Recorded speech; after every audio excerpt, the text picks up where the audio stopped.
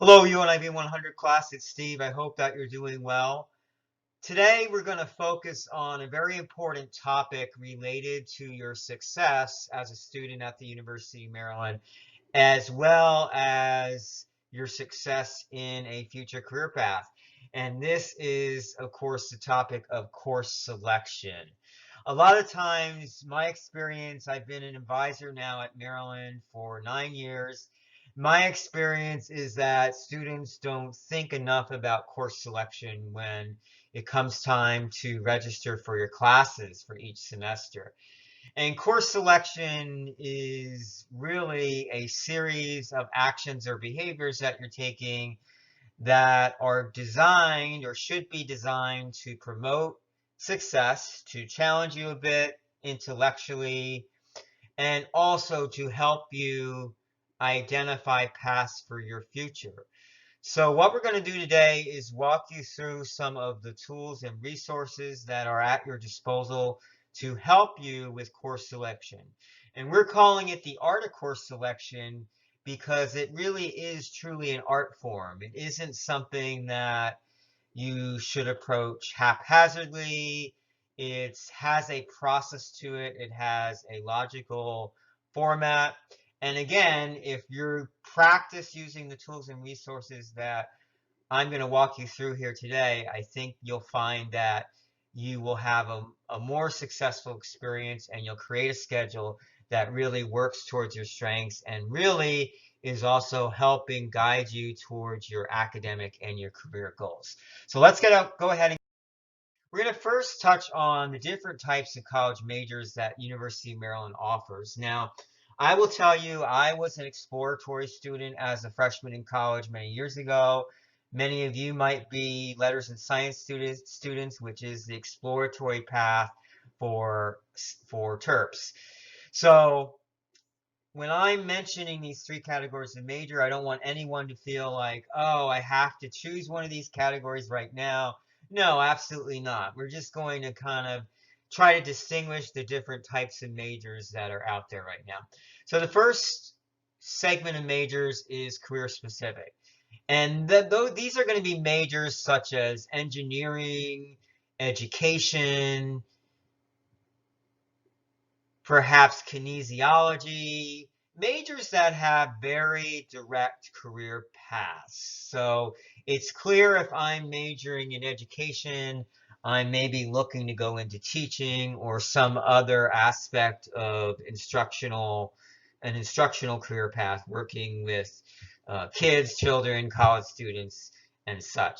If I'm majoring in engineering, there's a lot of different specializations of engineering, so I would probably pursue one of those areas of specialization that again is leading me to that specific career path of becoming an engineer.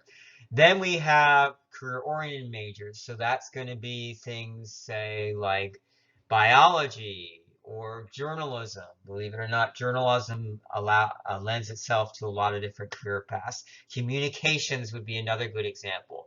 They're majors that have very clear career paths, but they have multiple career paths that are very clear. So if I'm majoring in biology, I could be involved in research, I could be teaching biology. So again, they have that career emphasis or component to them, but it's not quite as direct as the career specific majors. And then the third area is the non-career specific majors, which I represent in the psychology department at Maryland. So these are majors that sometimes your families might be scratching their heads saying, why are you majoring in history? Or why are you majoring in psychology? So non-career specific majors are designed to really teach you skills that are transferable to a variety of different career paths. So I'll use again the example of psychology. If I'm majoring in psychology, that's going to teach me a lot of different types of skills like research skills, statistical skills, critical thinking. I'm going to have a firm understanding or knowledge of the human condition. And those skills can be generalized to a lot of different types of career paths. So not one of these categories is better than the other. We just kind of want to get it out there that there are distinct categories of majors that students pursue at UMD. Some of the resources that I'll encourage students to use to help them explore different majors and such. And even if you're certain about your major, if you say, I definitely want to major in biology, or I definitely want to major in engineering, it's important to still keep that door open slightly. Many of you are probably 18, 19 years old. When you get my age, it's a little too late to start exploring new things and such, but you're at a point in your young life, your young career, that this is the time when you should keep those doors open and be willing to explore a variety of different majors and career paths. So the University of Maryland has, under our letters in sciences, ltsc.umd.edu, we have major guides. So we have major guides for just about every major that's offered at the University of Maryland. And these guides will include a little bit about the requirements for the major. They'll include some information about what the major will prepare you to do, what types of career paths, the job outlook for the major. And the same holds true for the next one you see there, the Occupational Outlook Handbook, which is a document that is put out by the U.S. Department of Labor, where you can go in there and you can type in, say, a particular job title, and it's going to spit back out for you a lot of different information about that job in terms of salary, what's the typical salary, what's the growth like for that career field, is there predicted to be a lot of growth in the upcoming years, things such as that. The focus too you see there is really a self-assessment. It's important that as first semester students at Maryland that you commit yourself to developing yourself, self-development. And self-development starts with a commitment to becoming more self-aware. And how do you become more self-aware? You become more self-aware by engaging in activities such as doing a Focus 2. So Focus 2 is an assessment instrument through our University Career Center that is designed to help students match up their interests, values, goals with potential majors and career paths. So it's a really effective self-assessment instrument that I encourage all of you to use. And then ONET Online is very similar to the Occupational Outlook Handbook that I previously just mentioned, where again, it's allowing you to do some career research. You're actually looking up different job titles or different career titles, and it's almost like you're kind of working backwards, where you're first identifying some potential careers that might be of interest to you. You can think about things like, do you have an interest in working with people, or are you more someone who wants to work with things? Do you want to be in more of a practice-based type of career path where you're working directly with people, or do you want to be more of a researcher or scientist? Or, there's so many different ways that you can look at it. So again, just some resources that you can use as you start exploring majors and careers. A lot of times students will ask advisors, should I pursue a double major? So I'm very small school roots. I went to a small liberal arts college. There weren't a whole lot of majors offered, to be honest. So I didn't even think about doing a double major as an undergraduate many years ago. But a lot of UMD students do, because there are a lot of majors offered at the University of Maryland that you can pursue. So oftentimes students will, again, I'm working in psychology, so they'll choose psychology or declare psychology, and then they might come to me and say, I'm looking to add crim, or I'm looking to add maybe family science and such. So I want you to start thinking about, what do you feel are some of the advantages to adding a double major, and what might be some of the disadvantages to adding a double major. And you can think about this in terms of adding a double major can allow you to demonstrate to maybe a graduate program or a future employer that you have depth in more than one area.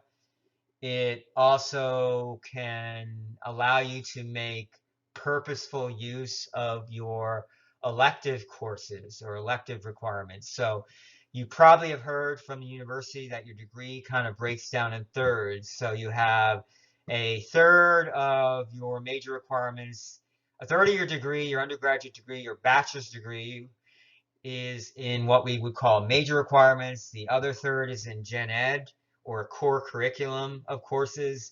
And then the other third tends to be in what we call elective coursework. And electives are exactly what we're saying. It's where the student elects to take a course just because they are interested in that subject matter. They're passionate about that class and they want to learn more, maybe more about a different area or a different academic discipline. So start thinking right now as a first semester student, what, why would I want to maybe do a double major? And what would maybe be some of the drawbacks to doing a double major? One drawback to perhaps doing a double major would be sometimes when a student pursues a double major, it doesn't allow as much room for what we would call experiential learning opportunities. And those would be things like internships, co-op experiences, things like sometimes education abroad can get a little bit more complicated, but not always. So you can think about it again from a multitude of perspectives there. Not something you have to decide as a first semester student. So University of Maryland offers, we're here to support you in helping you with your course selection, for your major, for whatever that major might be, whether again it's letters and sciences where you're still exploring majors or whether you have a definitive major already selected. There are plenty of resources virtually to help you in choosing your classes for next semester and beyond. And we're going to talk about some now, touch on a few of these for you. The first that we have is Testudo. In addition to being the mascot of the University of Maryland, you'll hear the term Testudo thrown out, and Testudo is the University of Maryland's course selection, search, and registration system.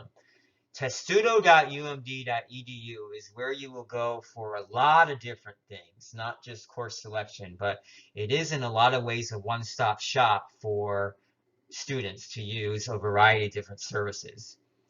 So get accustomed with Testudo. I encourage you to go on there and maybe in the middle semester, once spring registration opens up, freshman connection students, you don't typically register for your second semester until I would say early December, but registration would typically open up for all students.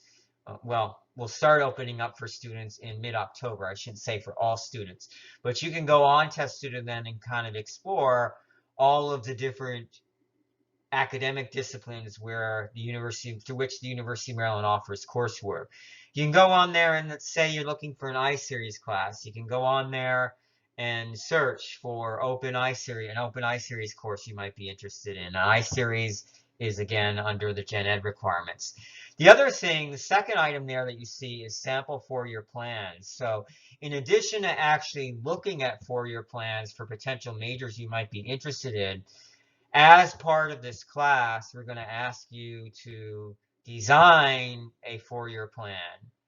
And you will have to turn in a four-year plan by usually, I want to say for next semester, it's by March 1st in order to be able to register. So we want to get you guys in and out. So as you know, the credits that you're earning is in freshman connection count towards your 120 credits you need for graduation.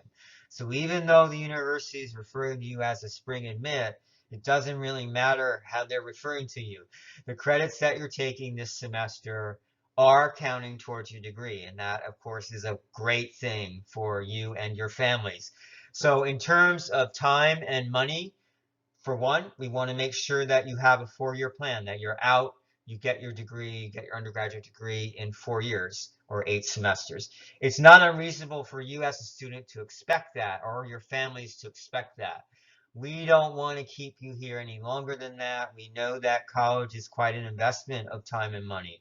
So it's important that you create a four-year plan early on in your career that can serve as a framework or a guide as you move forward from semester to semester.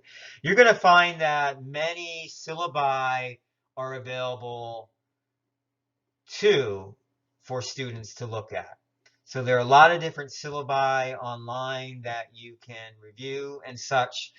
And what a syllabus is, we might have talked about this earlier in the course. A syllabus is basically a contract between you and your instructor. It's letting you know what are the learning outcomes for the course, what are the expectations for the class, what are the assignments I'm going to be expected to complete, how does it all come together, all of that fun stuff. So you're going to want to maybe review syllabi for courses that you're interested in to get a sense for what are you going to be asked to complete in that class and so forth. I should have got rid of that RUMD because that no longer exists. We do have a new platform that I will get you that is strictly by University of Maryland students. It's allow you to look at reviews of professors and reviews of courses. I will try to get that to you later in the course so that you have that before you register for your next semester. The fourth one there is, of course, my favorite because I'm a little bit biased because that's who I am, an advisor. So academic advisors is an academic advisor is really one of the biggest stakeholders in your success and learning as a University of Maryland student.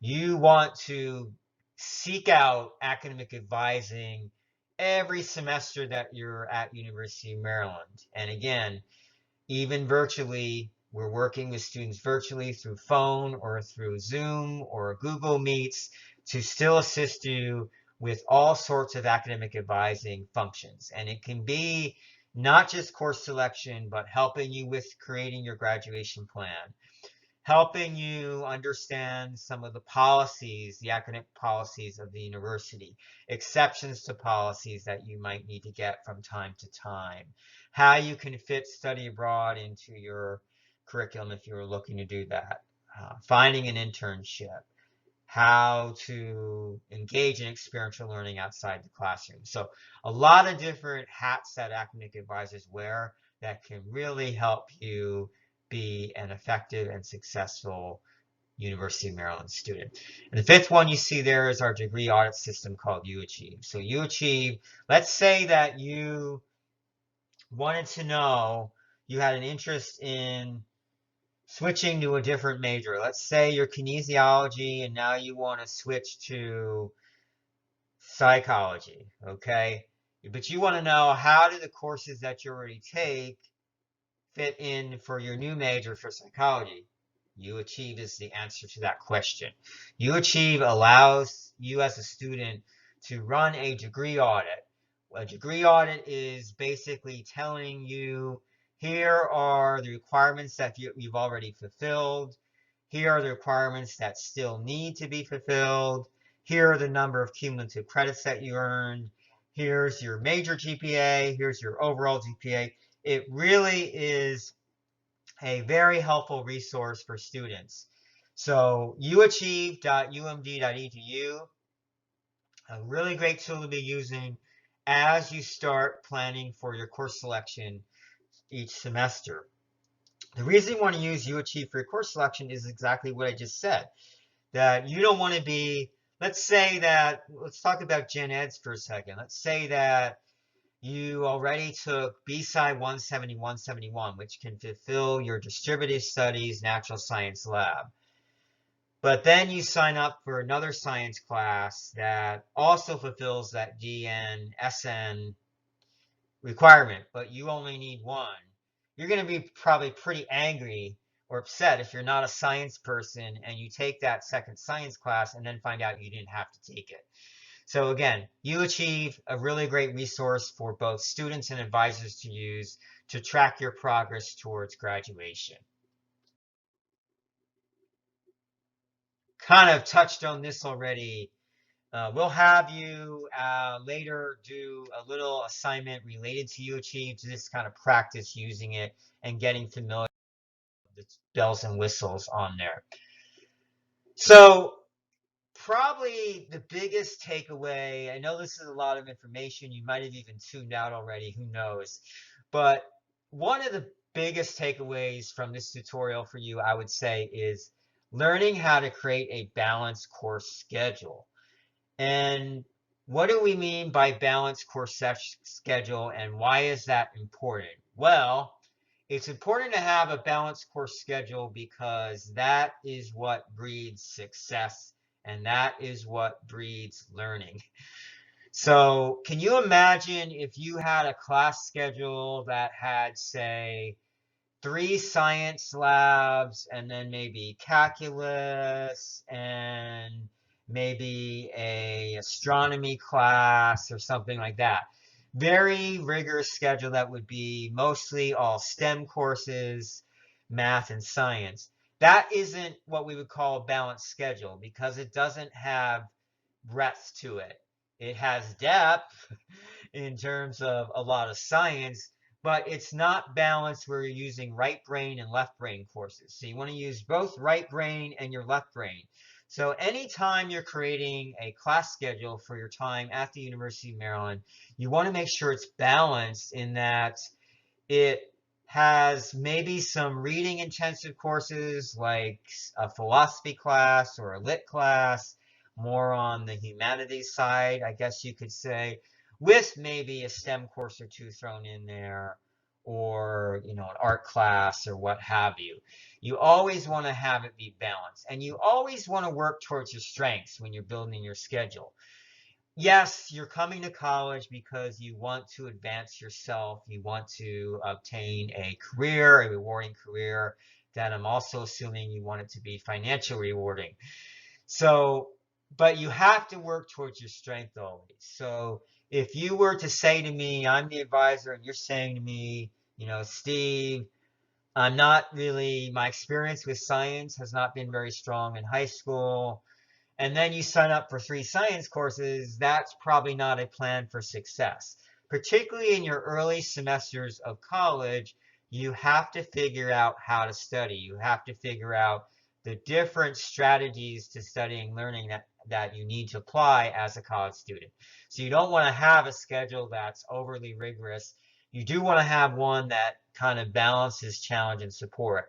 That challenges you a little bit, that pushes you, but also you say is manageable, that it's supportive in nature.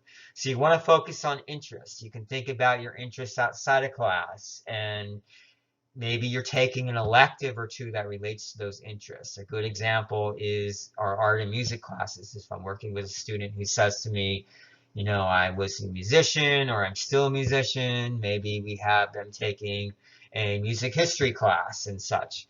You can look at the types of courses that are out there. We've already kind of talked about this. There are like the quantitative classes, which are going to be your statistical classes and quantitative methods types of courses. Again, you don't want to be in all quantitative classes in one semester. You maybe have one quantitative class and then you have maybe 2 more humanities focused classes. You might have then like a writing class. You could have them thrown in there, maybe a natural or social science course thrown in there as well to kind of really give out that balance. The number of credits, we limit you to 16 credits that you alone as a student can sign up for, a maximum of 16 credits. Anything beyond that needs approval of an advisor. So if I was the student and I said I wanted to register for 17 credits, you can see a department advisor for that. If you already have your major declared, department advisors can approve up to 17 credits.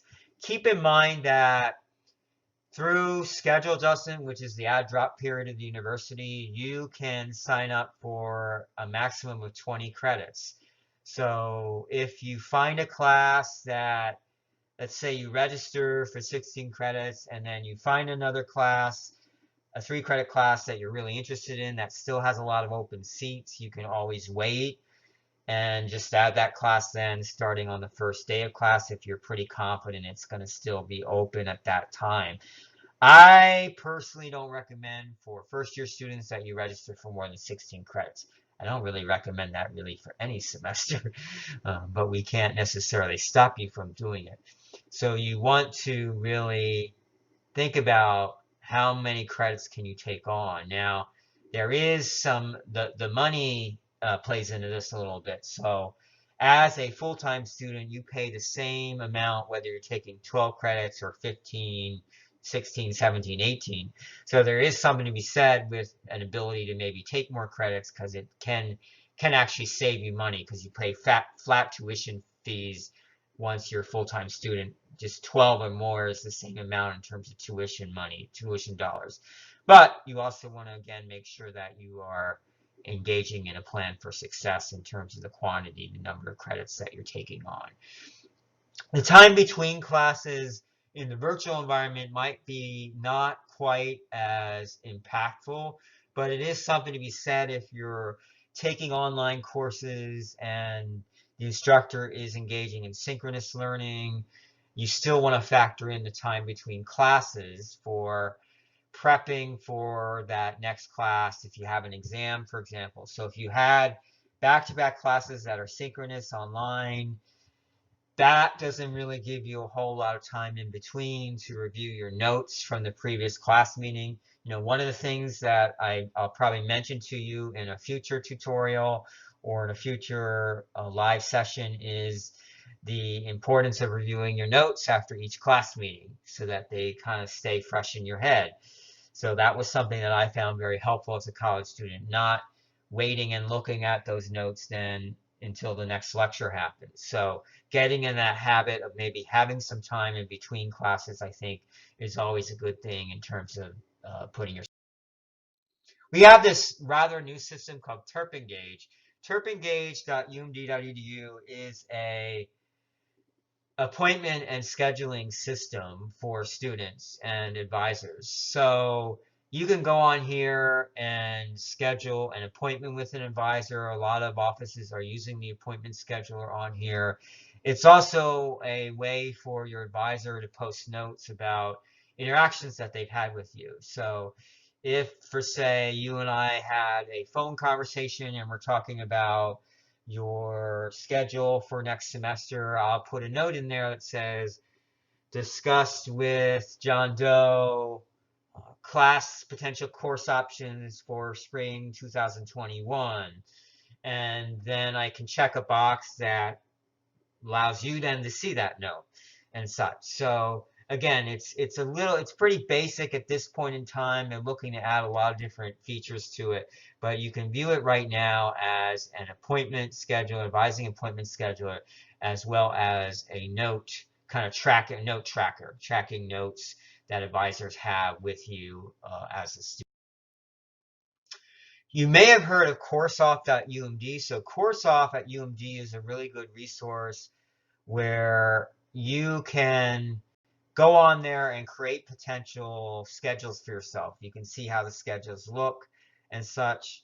And I think it's a really good resource to use if you've got different course options in mind, or let's say you're fiddling around with your schedule for next semester and you want to know, you're looking at it and say, kind of want to spread it out a little bit more and such. You can go on CourseOff and really play around with it and kind of interchange classes or interchange sections of courses. It's a really good tool, again, to use in terms of experimenting and kind of putting together multiple schedules that you might be interested in for your. So your next step, thank you, by the way, for your time with this. I know it was a little bit long-winded. Your next step is going to go to the link that you see here. So go.umd.edu/art of course selection. I apologize for that being cut off there. So go.umd.edu/art of course selection. And you're going to complete now you're gonna practice using some of the tools that I've walked you through here today. And I wanna be confident that you know how to use these tools because again, they're resources that are to your benefit moving forward. So this is an assessment that is graded that we're going to ask you to complete. There's nothing you have to upload on the course site on Canvas to submit. You just go to this link. You can type it in your address bar right now, go.umd.edu/art of course selection. You're going to want to make sure that your responses have some substance and depth to them. And what I mean by that is I want to know that you've engaged in some critical thinking in completing this assessment. So not just one word answers. Example being, there's going to be a question on there, I think, about the double major again. I don't want you just saying, yeah, I want to pursue a double major. I kind of want to know, I kind of want you to weigh the pros and cons of that. I want you to engage in some higher learning thinking skills that they probably didn't teach you in high school. No offense against your high school, but we want to really get those wheels turning. We want to get you thinking outside of the box a little bit with this. And then even with some of the tools that I'm asking you to use, such as UAchieve, make sure that you're answering all of the questions in the survey and not skipping over any one question and such. I can assure you in the past, there have been UNIV 100 students who have kind of approached this assessment a little bit haphazardly, and the level of effort probably isn't where it needs to be, and the quality of responses probably isn't where it needs to be as well. So please take some time when you're filling this out. As always, you can email me any questions syoung17@umd.edu if you have a question as you're filling it out. One other suggestion I might make with the assessment is to actually type out your responses in a Word document. So heaven forbid that you start, again, it's a Qualtrics survey. So if you start filling it out and then somehow you lose the survey, and let's say you completed half of the questions already, you're going to be pretty ticked off that you've lost all that work. So do yourself a favor and perhaps type out your responses to the question in a Word document and then copy and paste your responses into the actual survey itself. I hope you found this art of course selection tutorial to be helpful.